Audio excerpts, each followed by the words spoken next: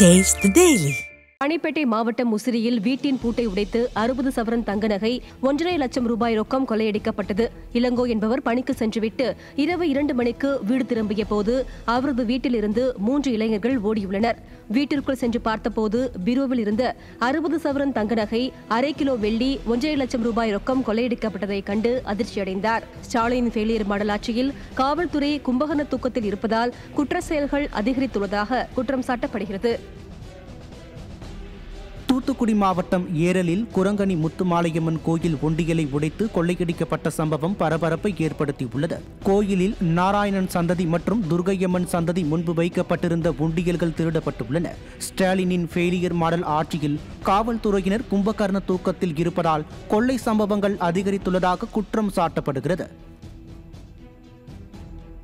திருப்பூர் மாவட்டம் பல்லடம் அருகே 5 பேர் கொண்ட கும்பல் சலூன் கடை உரிமையாளரை சரமாரியாக வெட்டிய சம்பவம் பரபரப்பை ஏற்படுத்தியுள்ளது. மாணிக்காபுரம் சாலையில் சலூன் கடை நடத்தி வரும் கவினை முன்விரோதம் காரணமாக 5 பேர் கொண்ட கும்பல் தலை மற்றும் கைப்பகுதியில் சரமாரியாக அரிவாளால் வெட்டிவிட்டு தப்பியது.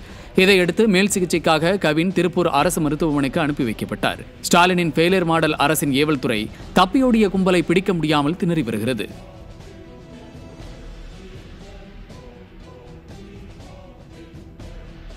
திருப்பத்தூர் மாவட்டம் அலசந்தாபுரம் கிராமத்தில் மின்மாற்றியை கழற்றி 3 லட்சம் ரூபாய் மதிப்பிலான காப்பர் கம்பிகள், ஆயில் மற்றும் இரும்பு பொருட்கள் கொள்ளையடிக்கப்பட்டதால் 15 மணி நேரத்திற்கு மேலாக மின்சாரம் துண்டிக்கப்பட்டது.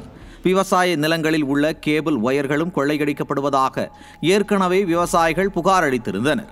ஆனால் ஸ்டாலினின் ஃபெயிலியர் மாடல் அரசு காவல்துறையினர் நடவடிக்கை எடுக்காமல் கும்பகர்ண தூக்கத்தில் இருப்பதாக மக்கள் குற்றம் சாட்டினர். சேலம் கிச்சிப்பாளையத்தில் பட்டப்பகலில் இருசக்கர வாகனம் திருடப்பட்ட சம்பவம் அதிர்ச்சியை ஏற்படுத்தியுள்ளது. ஸ்ரீனிவாசன் என்பவரது வீட்டின் முன்பு நிறுத்தியிருந்த இருசக்கர வாகனத்தை மணிகண்டன் என்பவர் திருடி சென்றது சிசிடிவி காட்சி மூலம் தெரியவந்துள்ளது. ஏற்கனவே பல திருட்டு வழக்குகளில் தொடர்புடைய மணிகண்டனை பிடிக்க முடியாமல் காவல்துறை திணறி வருவதாகவும், சிசிடிவி பதிவுகள் இருந்தும் காவல்துறையினர் மெத்தனப்போக்கில் இருப்பதாகவும் பொதுமக்கள் குற்றம் சாட்டியுள்ளனர்.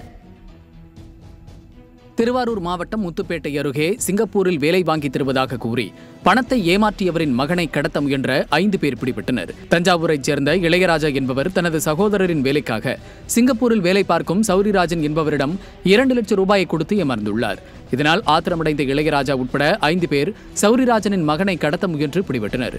ஸ்டாலினின் ஃபெயிலியர் மாடல் ஆட்சியில் ஏவல்துறை மீது பயம் இல்லாததால் இதுபோன்ற சம்பவங்கள் நிகழ்வதாக மக்கள் குற்றம் சாட்டுகின்றனர்.